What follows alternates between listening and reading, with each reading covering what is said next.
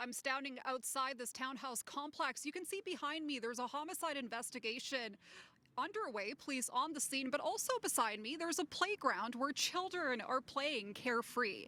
But hours ago it was a completely different scene when shots were fired during a violent home invasion in one of these units. A 30-year-old man who doesn't even live here was struck. He was sent to a hospital where he later died. Now police are on the hunt for suspects.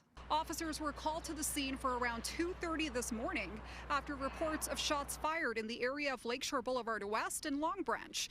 During the investigation, police learned 3 suspects approached and forced entry into the townhouse armed with a firearm. There were 2 occupants within the residence at the time. A demand for personal valuables was made and a struggle ensued, and that's when the man in his 30s was shot. Police say the other person, the friend of the victim, who is also the resident of the unit, was not injured and has been cooperating with investigators, and that the valuables belong to him and not the deceased victim. We believe this is a targeted situation in that there was valuables that were sought after. No, I'm not going to get into the specific items. What I can say is I know there's a lot of buzz about this home invasion kinds of situations. It wasn't vehicle related is what I can say. This was a violent home invasion. There was entry that was forced and there was violence inside of the unit, and ultimately the 30-year-old was shot a number of times.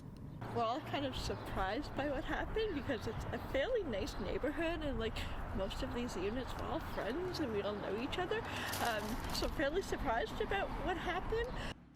And now the hunt is on for a group of male suspects. Police say they were seen fleeing the area with some ski masks and also in a white sedan. The homicide unit has taken over the investigation, which has been going on for several hours. Anyone with information is urged to contact investigators.